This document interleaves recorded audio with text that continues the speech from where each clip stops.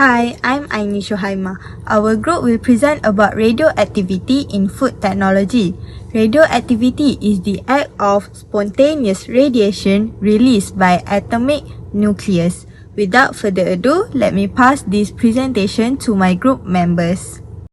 Hello, I am Muhammad bin Ashabul Amin, and I will explain about advantage and disadvantage of radiation in food technology.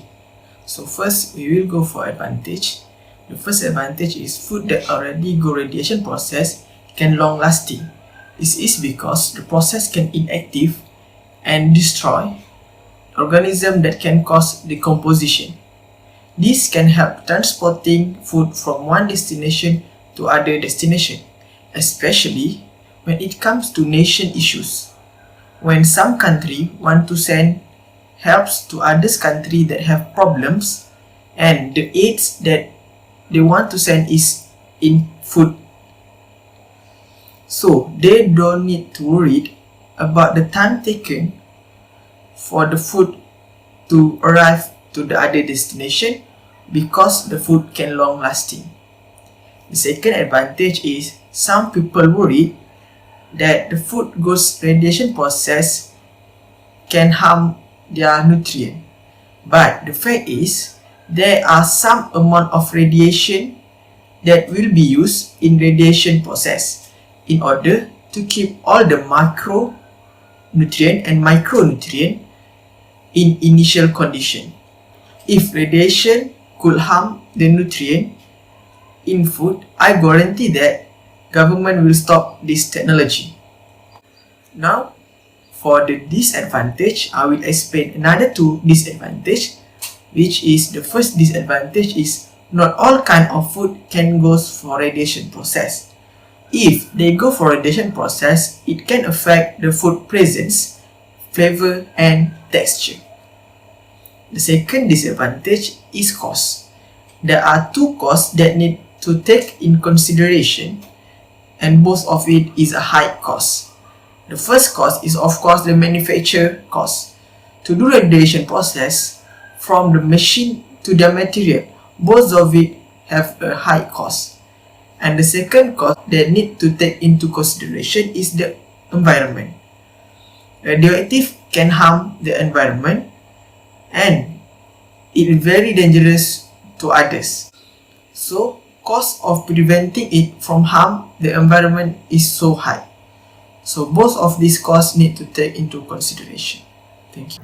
Hi, Assalamualaikum. My name is Ziad Haziq and I will explain about types of radioactivity in food technology. Generally, there are several forms of radiation that are widely used in food technology. In the food technology field and area, most of the radiation will be used for some specific purpose such as enhancing and improving safety of the food and also to extend shelf life for various types of foods. So for the first type is X-ray.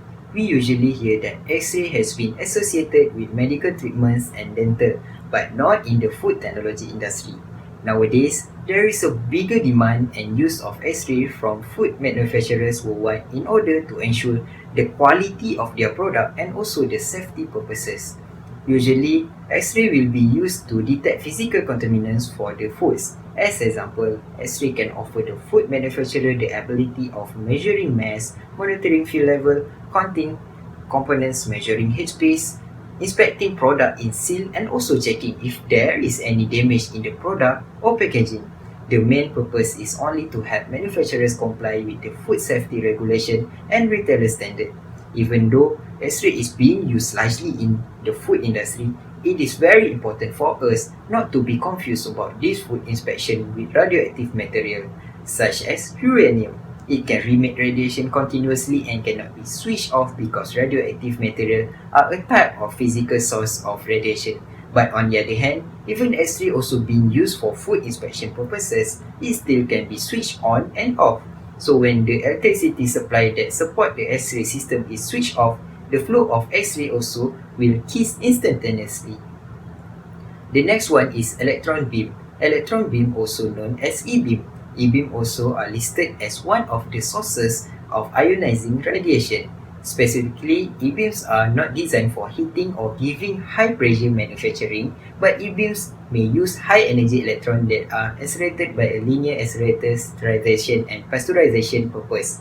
Contrary to gamma rays and radiation, electron beams technology does not use radioisotope, so we can say that electron beams can be considered as consumer-friendly and more safe to apply.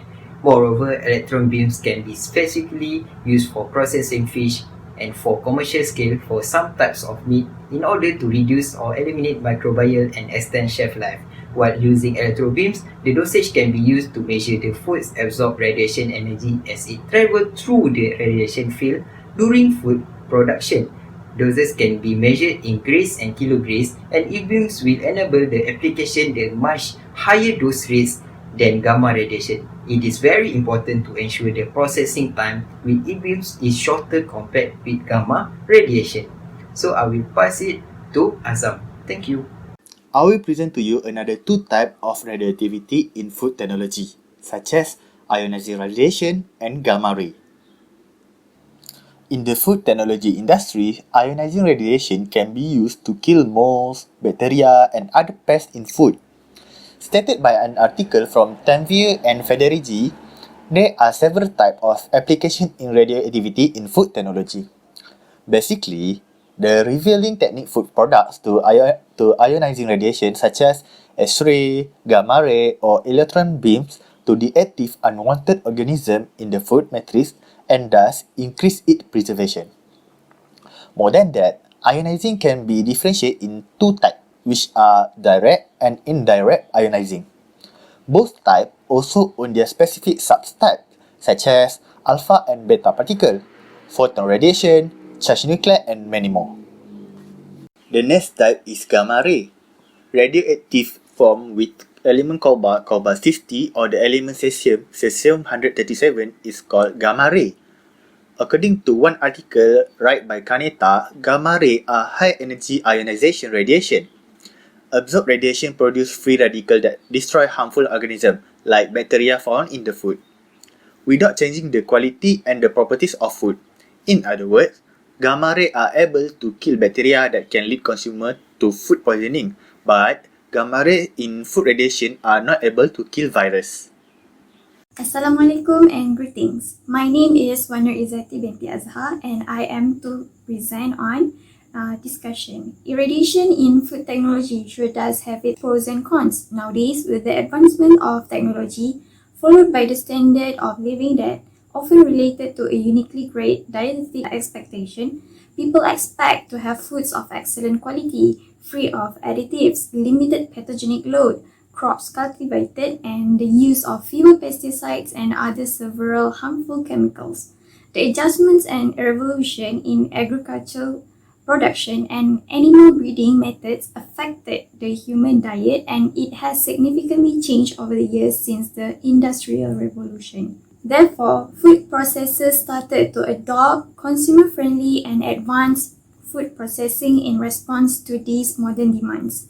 It could produce higher quality foods that came with safer features. Even though it came out with much more safer attributes, the challenges thus exist which related to consumers' acceptance, behavior, and perception. The acceptance of food irradiation methods by the consumers are not very welcoming and being reluctant to accept the products that were processed by new technologies, in which these often related to the fear and confusion about radiation itself and the lack of understanding of the process. In short, people think the irradiated product is radioactive. That being said, Al-Bakar and Ibrahim in 2020 stated that consumer acceptance is a problem of education and can be overcome by the very basic step, which is educating the consumers on the whole process in producing irradiated food. Food irradiation is a technology that tackles both quality and safety. In terms of food quality, it ensures food quality by deactivate viruses, delay the ripening of fruits, inhibit germination, for example, on onion, garlic, and many more, despite the nutrient loss and vitamin loss during the irradiation of foods, but in an insignificant manner. Next, in terms of radiological safety, The US Food and Drug Administration (FDA) in 1963 found food irradiation to be safe. However, it is not a substitute for good sanitation and process controls in meat and poultry plants, but an added layer of safety. Since radiation only passes through irradiated foods, leaving no radioactive residues, food irradiation does not make foods radioactive. In terms of microbiological safety, irradiation does create damage in the genetic material of the cell by causing a cut in the DNA or breaking both strands of DNA. DNA harm prevents duplication and arbitrarily restoring cell capacities coming within the passing of the cell. Besides, a food that has been irradiated or contains irradiated ingredients or components must have a statement of the irradiated ingredients or components. Meanwhile, for fully irradiated All in all, the inclination of irradiation in food technology is due to modern demands. However, it cannot be done to all types of food as it can create significant changes in the flavor or texture of the food. The negative reaction among consumers can be overcome by educating them on the process of the irradiated food. Plus, we must be cautious to every single things that we eat as we never know the long-term effect of consuming irradiated food technology. That's all for our presentation. Bye-bye.